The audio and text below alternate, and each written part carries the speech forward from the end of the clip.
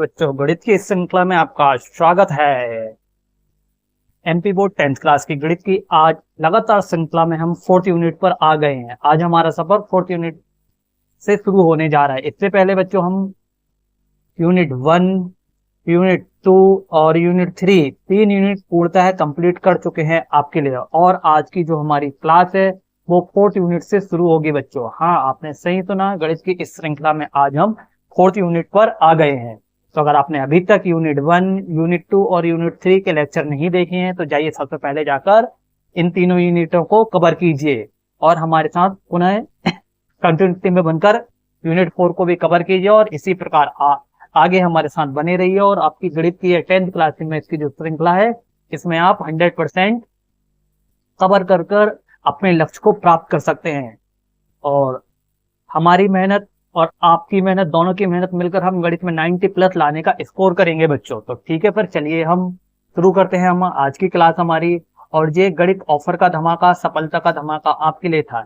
इस धमाके में आपको मिलेगा 100% गणित बिल्कुल फ्री, एकदम फ्री हमारे द्वारा आपको यहाँ पर हल कराई जाएगी ताकि आप अपने सपने को साकार कर सकें। तो आपने अभी तक अगर इस धमाके को शुरू नहीं किया है, इसकी क्लास देखना स्टार्ट नहीं किया है, तो जाइए और प्लेलिस्ट में इसकी फर्स्ट क्लास से लेकर अंतिम क्लास तक की पूरी वीडियो को देखिए अभी और अपनी सफलता को एकदम सुनिश्चित कीजिए। तो चलिए फिर बिना कुछ देर किए हुए हम हमारा आज का लेक्चर स्टार्ट करते हैं। हाँ, अभी तक बच्चों अगर आपने हमारे चैनल को सब्सक्राइब नहीं किया है तो हमारे चैनल को सब्सक्राइब कर लीजिए, हमारे चैनल को लाइक कर लीजिए और शेयर कर दीजिए ताकि आपके जो भी साथीगण हैं उनको भी इस वीडियो मिल सके, ठीक है ना, और वो भी अपने सपने को साकार करें। क्योंकि हमारा लक्ष्य है आपको टोटल 90+ % के ऊपर लेके जाना और गणित में 100 से 100 नंबर दिलाना, ठीक है ना। तो चलिए फिर बिना कुछ देरी के हुए स्टार्ट करते हैं हम। देखो बच्चों, जैसा कि हमारी पहले से परंपरा रही है कि हम यूनिट स्टार्ट करने से पहले बच्चों उसकी हम जो क्वेश्चनों को, प्रश्नावली हल करने से पहले उसके जो मेन सार होते हैं बच्चों हम उसे समझाते हैं। तो आज की हमारी इस 4th यूनिट की बेटा यह पहली क्लास है। तो हम इस पहली क्लास में सबसे पहले इस टॉपिक में हम क्या क्या पढ़ेंगे और इस टॉपिक का महत्व क्या है हम इसके बारे में जानेंगे, ठीक है ना। तो इस टॉपिक का नाम क्या है? द्विघाती समीकरण। अब इस टॉपिक का पूरा सारांश आईएमपी बिंदु आपके सामने प्रस्तुत है। तो चलिए मैं एक एक करके आपको उनको एक्सप्लेन करता हूँ, है ना। इसमें हमारा जो पहला मुख्य बिंदु है वो आपके सामने यह है, ठीक है।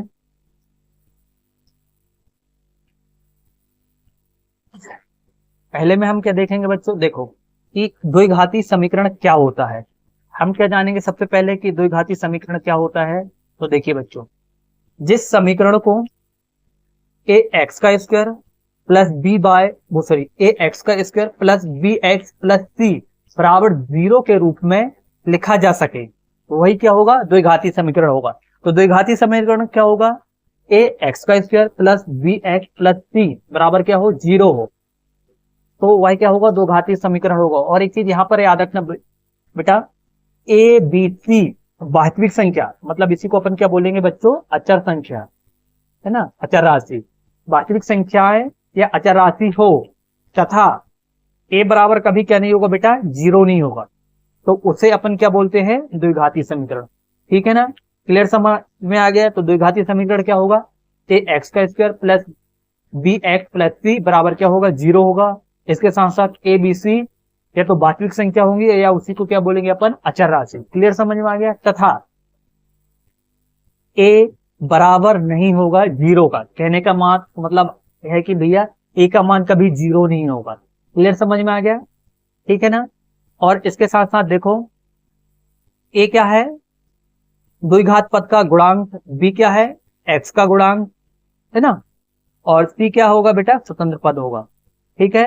द्विघात मतलब आप लिख सकते हो कि एक्स स्क्वायर पद का गुणांक, ठीक है ना। पुस्तक में एक्स का स्क्वायर भी लिख सकते हो। तो इसका नोट करो पहले, ये हमारा इसका पहली शर्त है। नोट करते जाइए, जितना आपको अभी कराया जा रहा है उतना नोट करते जाइए साथ में।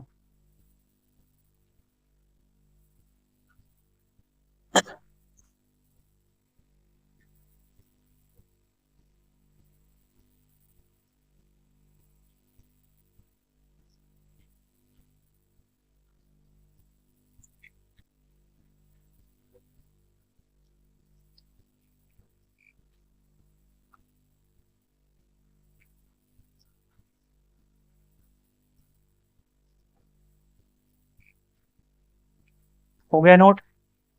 चलो 1 मिनट का और टाइम है, नोट करो।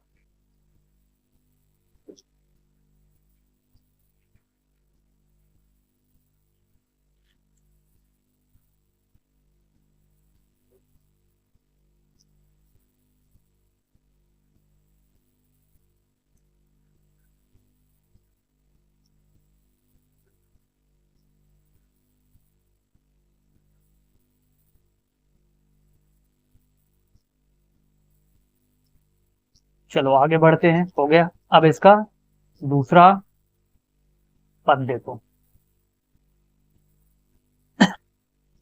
अब दूसरी शर्त में हमने क्या पढ़ा बेटा? तो देखो, द्विघाती समीकरण के प्रकार देख रहे हैं अब हम। सेकंड में हम क्या देख रहे हैं बेटा? द्विघाती समीकरण के प्रकार। तो द्विघाती समीकरण के क्या क्या प्रकार होते हैं उनको देख लो भैया। पूर्णतः यह क्या होता है बेटा? द्विघाती समीकरण जो होता है बेटा, पूर्ण द्विघात समीकरण होता है, ठीक है ना? पूर्ण द्विघात समीकरण होता है। तो इस पूर्ण द्विघात समीकरण में क्या क्या होता है? तो जब हम इधर देखेंगे भैया कि पूर्ण द्विघात समीकरण में क्या क्या होता है, तो जो होता है ए एक्स का square plus B X plus C बराबर 0, ठीक है? और जहां ए बी सी तीनों क्या नहीं होते हैं? शून्य नहीं होते हैं, ठीक है ना? और अपूर्ण, अब देखो इसके साथ साथ और क्या देखेंगे अपन। देखो यहाँ पर हम क्या देख रहे हैं? समीकरण के प्रकार देख रहे हैं। उसमें हमने पहला क्या देखे? आप इसको मान सकते हो ए, है ना? या इसको क्या मान सकते हो आप? ए, ठीक है? ये यहीं पर लिख दिया उसने, देखो ना। एक सेकंड रुक जाओ। अपन इसको क्या मान लो बेटा तुम? ए मान लो, ठीक है? और ये क्या हो जाएगा? बी, है ना? और दूसरा क्या बोल रहा है? पहला तो पूर्ण द्विघाती समीकरण। अब दूसरा क्या है यहाँ पर बेटा आपके लिए? देखो सब हेडिंग के ऊपर हेडिंग है। इसको इसको क्या बनाओ आप? देखो मेन हेडिंग जो ऊपर वाली है, उसके बाद ये क्या होगी? ये सब हेडिंग होगी, जिसका हमने पहला पढ़ लिया, है ना? अब इसके बाद इसका ये दूसरी सब हेडिंग होगी, ठीक है ना? दूसरी सब हेडिंग क्या हो जाएगी आपके लिए? अपूर्ण द्विघाती समीकरण। अपूर्ण द्विघाती समीकरण कैसा होगा? इस तरीके से होगा, देखो कि भैया इसमें क्या हो जाएगा बेटा? ए एक्स का स्क्वायर प्लस सी बराबर 0। यहाँ पर बी का मान नहीं दिया, तो अपन बी का मान क्या मान सकते हैं बेटा? बी बराबर क्या हो सकता है? 0, ठीक है ना? अब यहाँ पर अपन को दे दिया इसने कि ए की घात ए का स्क्वायर प्लस बी एक्स बराबर 0। तो यहाँ पर सी का मान इसने क्या मान लिया? 0 मान लिया, ठीक है ना? क्लियर हो गया? तो इस तरीके से जो समीकरण होंगे वो कैसे होंगे? अपूर्ण समीकरण। नोट करो इतना।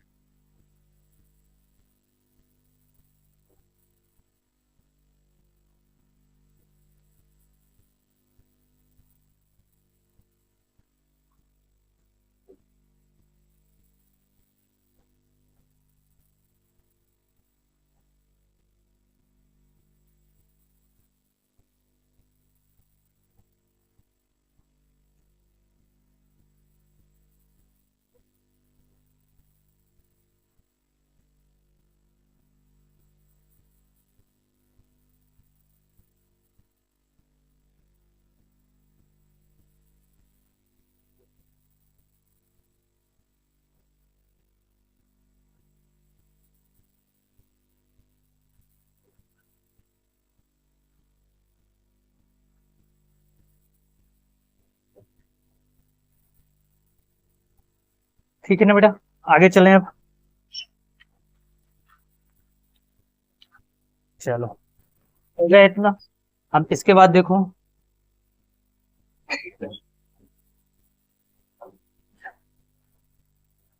अब हम जो इसका तीसरा स्टेप पढ़ेंगे बच्चों,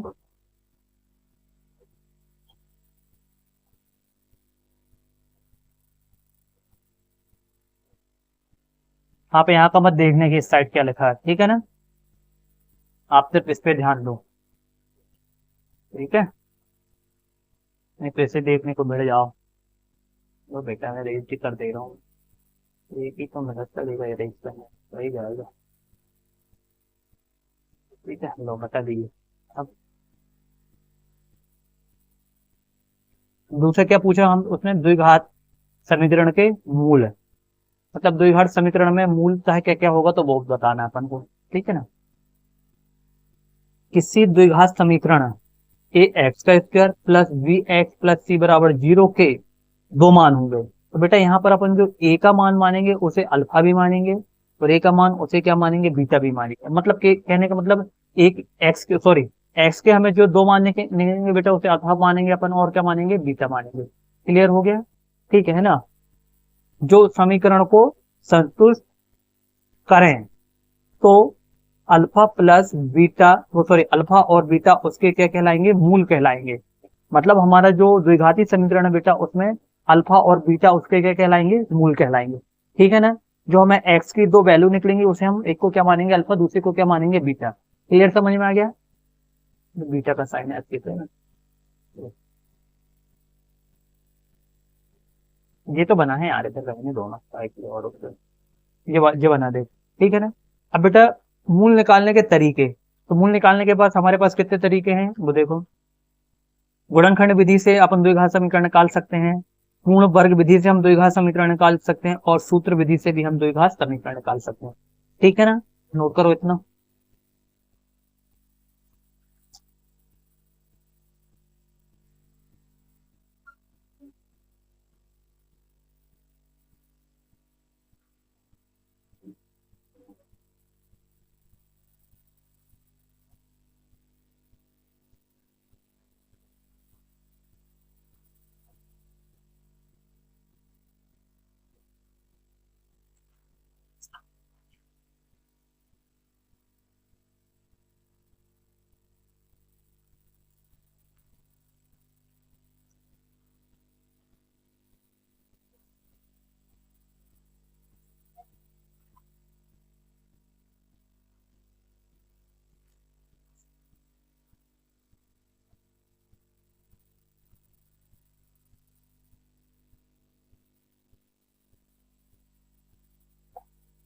हो गया, आगे चले हम।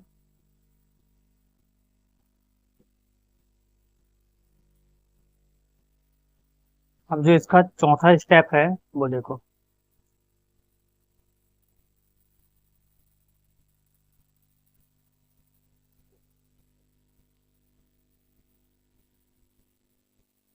आपको जो चौथा चरण बोल रहा है वो क्या बोल रहा है,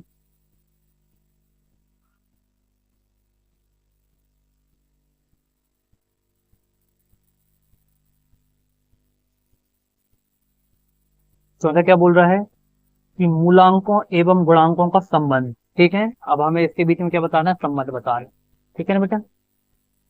तो देखो बेटा, यदि ए एक्स का square plus B X plus C बराबर 0 है, 0 के मूलक क्या है, अल्फा और बीटा हो, तो क्या क्या होगा बेटा, अल्फा प्लस बीटा बराबर क्या हो जाएगा, माइनस बी अपॉन ए। आपने इसे किस यूनिट में पढ़े हो बताओ जाके, ठीक है, एक कमेंट करके आंसर देना है, ठीक है ना, मैं पढ़ा चुका हूँ। और अल्फा गुणित बीटा बराबर क्या होगा, सी अपॉन ए। किस यूनिट में पढ़े हैं नीचे कमेंट बॉक्स में आंसर देना, ठीक है, ठीक है ना बेटा। और अल्फा और बीटा को समीकरण ए एक्स का square minus alpha plus beta x plus alpha गुणित बीटा बराबर 0 के रूप में भी निरूपित किया जा सकता है। कहने का मतलब क्या है बेटा, इस अल्फा बीटा को अपन कैसे लिख सकते हैं, तो मैं यहां पर लिख के बता रहा हूं आपको, देखो अल्फा बीटा को समीकरण के रूप में कैसे लिख सकते हैं अपन, एक्स का square minus alpha plus beta कोष्टक में, ठीक है ना, एक्स, समझ में आ गई बात है ना, या इस एक्स को तुम सामने भी लिख सकते हो, ठीक है बेटा, प्लस अल्फा इंटू बीटा बराबर 0। इस फॉर्म में भी हम क्या कर सकते हैं, इसे निरूपित कर सकते हैं या लिख सकते हैं। क्लियर हो गया, तो जो यही यही आपके पास सामने यहाँ नीचे लिखा है, चलो इतना नोट करो।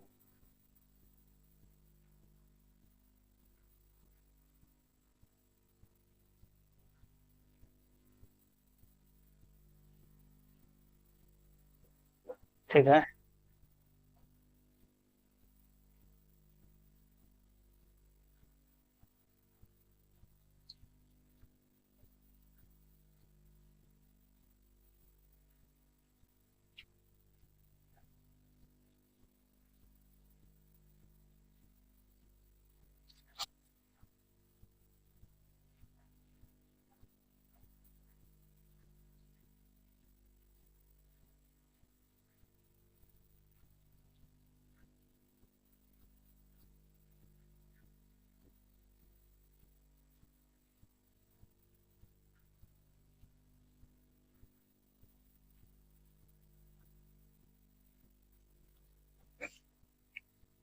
चलो आगे बढ़े बच्चों। अब इसका फोर्थ स्टेप देखो, फोर्थ हो गया, अब इसका फिफ्थ स्टेप देखो। फिफ्थ स्टेप में इसने क्या किया है भैया, आपको एक क्वेश्चन सॉल्व करके दिखा रहा है ना। ये क्या हो रहा है,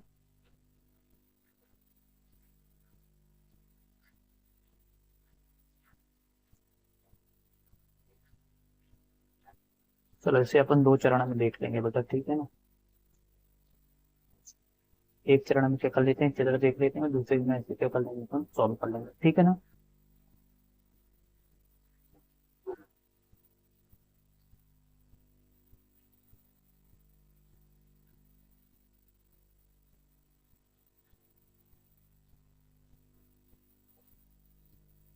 ठीक है, अब अपन इसे देखें, एक सेकंड रुक जाओ बेटा,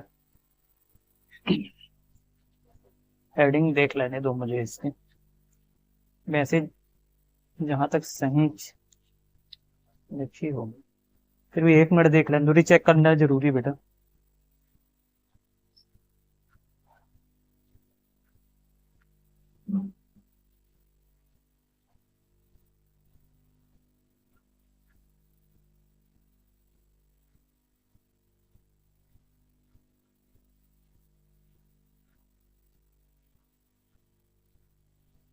भूमितिकीय,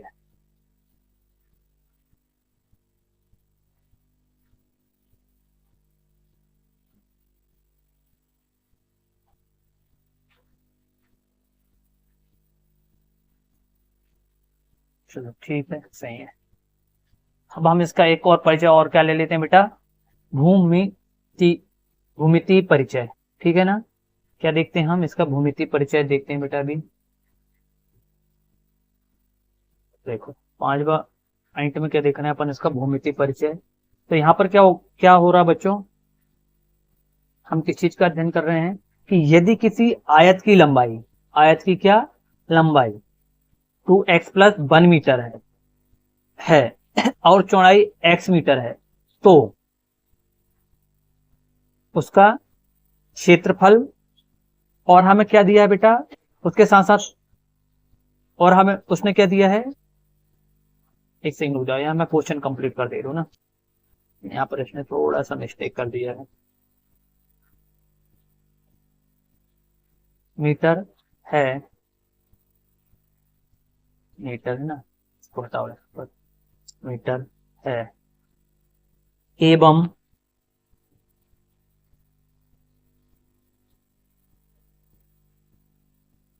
क्षेत्रफल कितना मीटर बच्चों, 300 मीटर है, तो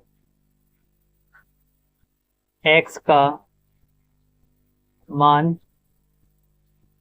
याद करो, ठीक है ना। क्वेश्चन ऐसा पूरा नोट करना सही, ठीक है। हमें क्वेश्चन क्या दिया है, यदि किसी आयत की लंबाई 2x+1 मीटर और चौड़ाई x मीटर है एवं उसका क्षेत्रफल 300 मीटर का स्क्वायर दिया 300 मीटर है, तो x का मान ज्ञात कीजिए, ठीक है। जो क्वेश्चन हो गया, इसके बाद चित्र बना लो बेटा। इसकी वैल्यू क्या मान लिए भैया, अपने लंबाई क्या मान लिए 2x+1, इसे पूरा लिख लेना ना, और इसको क्या मान लिया अपन ने, x मान लिए।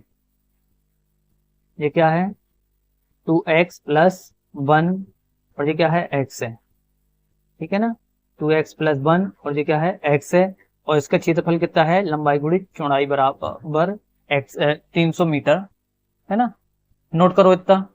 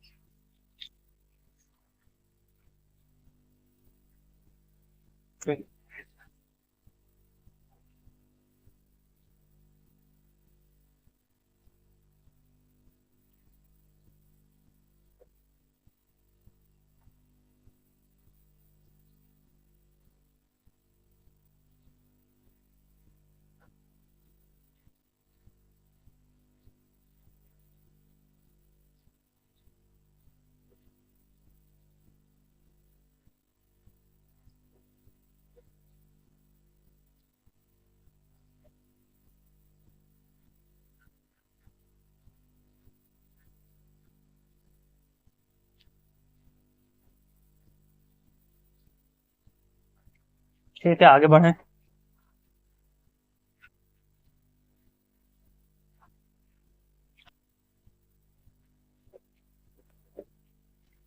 अब इसके बाद क्या होगा,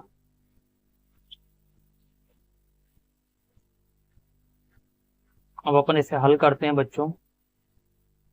तो देखो,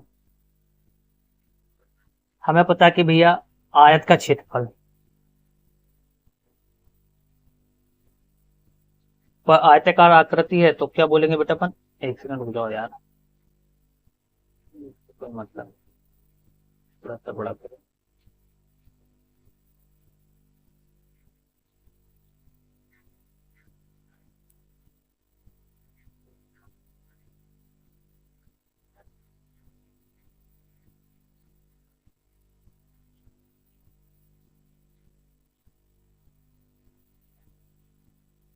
ठीक, क्या हो जाएगा बेटा,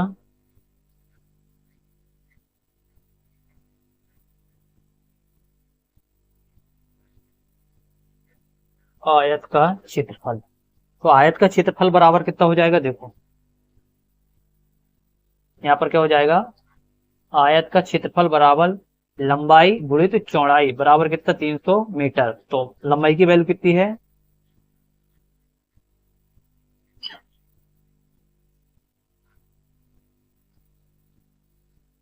x, है ना।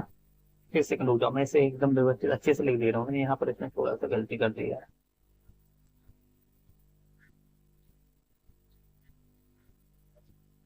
लंबाई कितनी है बच्चों, x मीटर, गुणित चौड़ाई कितनी है, 2x+1, ठीक है ना, समझ में आ गई। लंबाई कितनी, x मीटर, और चौड़ाई कितनी, 2x+1 बराबर 300 मीटर। तब इसका गुणा होगा बेटा, तो जो कहते हो जाएगा 2x² प्लस x एकम x, ठीक है, बराबर कितना, 300। अब जो 300 साइड प्लस का इस साइड आएगा तो किसका हो जाएगा, माइनस का बराबर 0। तो हमें बेटा जो समीकरण दिया था ना द्विघाती क्षेत्रफल का, तो वह एक ऐसा समीकरण बनेगा बेटा, एक द्विघाती समीकरण बनेगा। हमें यही तो बताना था कि यह क्या द्विघाती समीकरण हो सकता है, तो यह क्या होगा, द्विघाती समीकरण होगा। नोट करो इतना।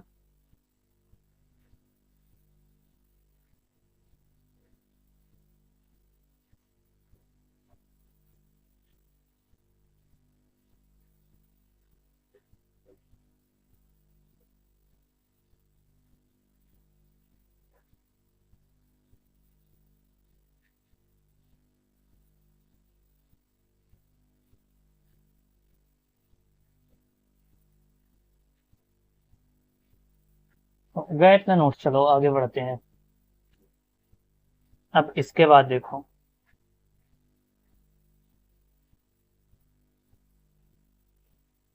चलो ये तुम्हें नोट नहीं करना है, इसे लिख बस लेना बेटा, छड़वा पाएंगे, नोट नहीं, एक बार देख बस लो बेटा। इस द्विघाती समीकरण का हमारे जीवन में कहाँ तक यूज होगा, तो मैंने आपको वो भी बता दिया। इसे देखो नोट नहीं करना, पर एक बार सुन बस लो, ठीक है ना, नोट नहीं करना, हाँ अभी भी बता दे रहा हूँ। इसे नोट मत करना, क्योंकि अभी ये तुम्हारे काम का नहीं है, ऐसा का क्वेश्चन तुम्हारे पास नहीं आएगा, पर हमारे काम का इस वजह से मैंने बड़े एग्जाम के लिए बता दिया, ताकि आपको चीजें पता रहे कि भैया हम इसका कहाँ कहाँ यूज करेंगे गणित में, ठीक है ना। ऐसा जे लिखने के लिए नहीं आएगा, पर तुमको याद रहना चाहिए कि हम ऐसे ऐसे समीकरण कहां पर पढ़ रहे हैं, ये देखने के लिए होना चाहिए। वैसे अगर नोट कर भी लोगे तो कोई बुरा नहीं है, समझे।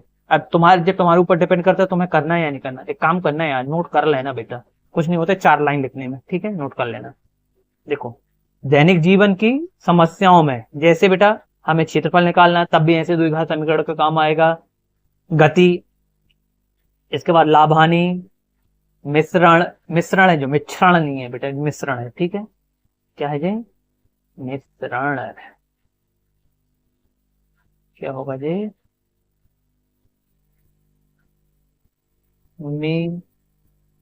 मिश्रण, मिश्रण। इसके बाद किस क्या निकालने में, और आयु,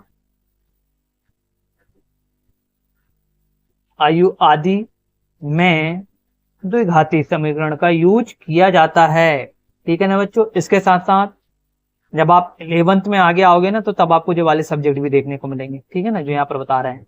भौतिक विज्ञान में 11 से, रासायनिक विज्ञान में देखने को मिल जाएगा, इंजीनियरिंग में जब आप कॉलेज करोगे, अर्थशास्त्र में जब आप 11th में आओगे वहां देखने को मिल जाएगा, आदि क्षेत्र में भी इसका उपयोग होता है, ठीक है ना। नोट करो, इतना नोट कर लो यार, कुछ नहीं आता 4 लाइन में,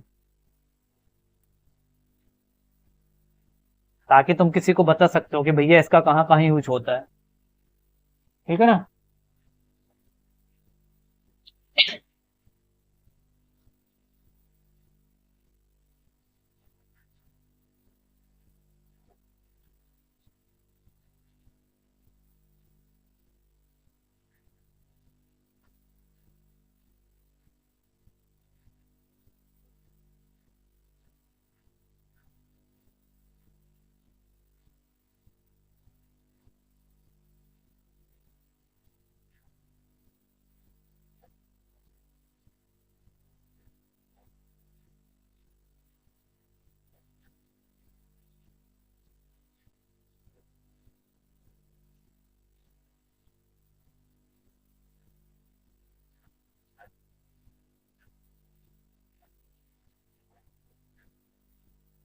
चलो नोट कर लिए, आगे चलें, ठीक है ना। चलिए फिर आगे चलते हैं बेटा।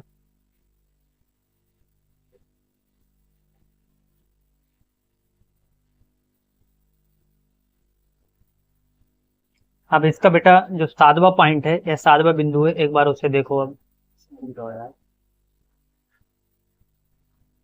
अब हम इस 7वें पॉइंट में क्या देखेंगे बेटा,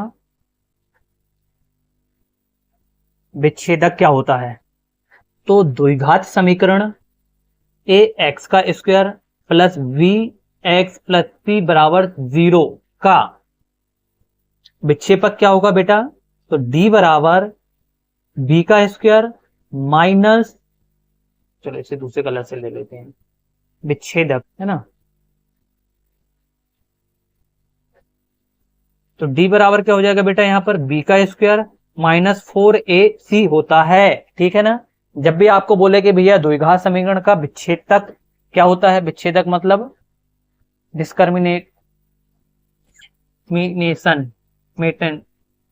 डिस्क्रिमिनेटेंट, ठीक है, क्या होता है बच्चों, तो डी बराबर बी का स्क्वायर माइनस 4ac, ठीक है ना। अब यहाँ पर डी का मान क्या होगा और मूल का प्रकार क्या होगा। डी के मान के अनुसार अपन को क्या बताना बेटा, मूल का प्रकार बताना है। तो देखो तुम, अगर आपका डी का मान, एक चीज वो यहाँ पर क्या बोल रहा है, यहाँ पर बोल रहा है कि वो आपको डी का मान दिया है, यहाँ पर आपको उसने डी का मान दिया है, और यहाँ पर बोल रहा है वो मूल का प्रकार, ठीक है ना, ठीक है, मूल का प्रकार। तो डी बड़ा है 0 से, डी क्या है, बड़ा है, मतलब एक चीज याद रखना बेटा, जिसके सामने मूल रहता है वो वाली संख्या बड़ी कहलाती है यहाँ पर, ठीक है ना। डी बड़ा है 0 से, तो दो भिन्न वास्तविक मूल होंगे, दो भिन्न वास्तविक मूल होंगे, मतलब दोनों मूल कैसे होंगे, अलग अलग होंगे। क्लियर, समझ में आ गया। अब वो वह बोल रहा है दूसरा पॉइंट कि भैया डी बराबर है किसके, 0 के, तो दो समान वास्तविक मूल होंगे, मतलब दोनों मूलों का मान क्या होगा, एकता होगा, ठीक है ना। और तीसरा पॉइंट क्या बोला उसने कि भैया डी छोटा है, किससे रुक जाओ यार, तुम यही बैठ बेटा, डी छोटा है किससे, जीरो से, ठीक है। तो जो हमारे दोनों दो असमान वास्तविक मूल होंगे, जो मूल होंगे वो कैसे होंगे बेटा, असमान होंगे दोनों, ठीक है ना। एक बार फिर से देखो, अगर डी बड़ा है जीरो से तो दोनों अलग अलग मूल होंगे, ठीक है। डी बराबर है जीरो के तो दोनों समान वास्तविक मूल होंगे, ठीक है ना। और डी छोटा है जीरो से तो दोनों असमान वास्तविक मूल होंगे। क्लियर, समझ में आ गया, तो इतना नोट करो।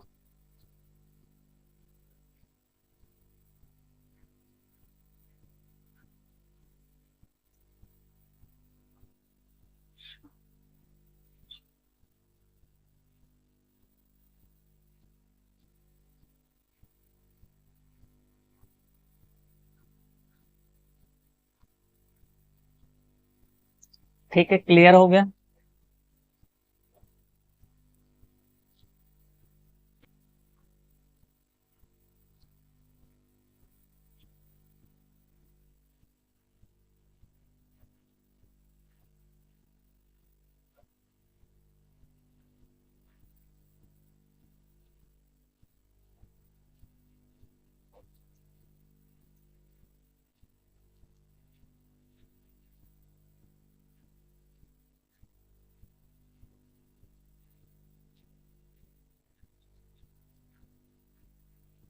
ठीक है बच्चों, क्लियर हो गया। चलिए फिर, तो पूरी यूनिट का एक बार नीचे निष्कर्ष दे दिया बच्चों, एक बार इसे भी पढ़ लीजिए, ठीक है ना। निष्कर्ष में क्या दिया है कि भैया, निष्कर्ष था, निष्कर्ष क्या बोल रहा है आपको, देखो कि द्विघात समीकरण बीजगणित का वह महत्वपूर्ण अध्याय है जो हमें अनेक व्यवहारिक समस्याओं को हल करने में हमारी क्या करता है, सहायता करता है। ये लाइन नोट मत करना, ठीक है। चलो तो मैं एक बार पूरी यूनिट की समरी आपको एक साथ दिखा दे रहा हूं, अभी तक हमने क्या क्या पढ़ा है, ठीक है। देखो बच्चों, चलो ठीक है, मैं दो दो करके दिखा देता हूँ यार, ऐसा एक साथ नहीं आ रहा है पूरा ना। देखो अभी तक हमने क्या देखा इतने में हमने क्या क्या देखा बच्चों, वो देखो तुम, है ना, ठीक है ना। यहाँ से देखो, पहला पॉइंट में हमने पहले स्टेप में क्या देखा कि भैया द्विघात समीकरण क्या होता है। इसके बाद हमने दूसरे स्टेप में देखा कि द्विघात समीकरण के कितने प्रकार होते हैं। देखो द्विघात समीकरण क्या होता है, तो इसके बारे में हमने पहले अध्ययन किए। इसके बाद द्विघात समीकरण के प्रकार क्या होते हैं, तो एक होता है पूर्ण द्विघात समीकरण और दूसरा होता है अपूर्ण द्विघात समीकरण, ठीक है। फिर इसके बाद हमने इसका तीसरा स्टेप में क्या पढ़ा बच्चों,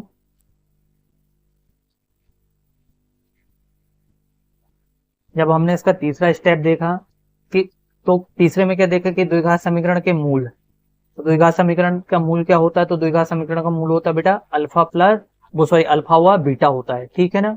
अब इसको मूल निकालने की कितनी विधि है, तीन है। तो गुणनखंड विधि है, पूर्ण विधि है और सूत्र विधि है, तीन, ठीक है। अब इसके बाद मूल को एवं गुणांकों का संबंध जब हमने बताया, तो बेटा अल्फा प्लस बीटा बराबर क्या होता है, माइनस ए अपॉन बी, और अल्फा गुणित बीटा बराबर क्या होता है, सी अपॉन ए, ठीक है ना। और इसके साथ साथ एक और क्या होता है बच्चों, अल्फा बीटा, अल्फा बीटा को समीकरण एक्स का स्क्वायर माइनस अल्फा प्लस कोष्टक के साथ अल्फा प्लस बीटा कोष्टक बंद ए प्लस अल्फा बीटा बराबर 0 के रूप में भी हम क्या कर सकते हैं, लिख सकते हैं। इतना देखा हमने अभी। इसके बाद और क्या देखा हमने कि भैया हमें एक क्षेत्रफल विधि के द्वारा हमने इस समीकरण को सिद्ध किए, द्विघात समीकरण को बनाए, हमें एक क्षेत्रफल विधि के अनुसार दिया था। तो भैया हमें जब इसने दिया था बेटा, तो हमने इसका क्या बना लिया था, इसका द्विघात समीकरण कैसे होता है। फिर इसके बाद हमने क्या देखा कि जो हमारा द्विघात समीकरण है उसका हम दैनिक जीवन में कहाँ कहाँ उपयोग करते हैं। और इसके बाद बेटा लास्ट स्टेप में हमने सेवंथ स्टेप में क्या देखा कि विच्छेदक क्या होता है। विच्छेदक को हम किससे, डी से डिनोट करते हैं। और विच्छेदक में भैया कि अगर डी बराबर 0, डी बड़ा है 0 से तो दो भिन्न मूल होंगे, वास्तविक मूल होंगे। डी बराबर है 0 के तो दोनों समान वास्तविक मूल होंगे। और डी बड़ा है किससे, 0 से, तो तब भी क्या होगा बेटा, दो असमान वास्तविक मूल होंगे। इस तरीके से हमने आज के लेक्चर में बच्चों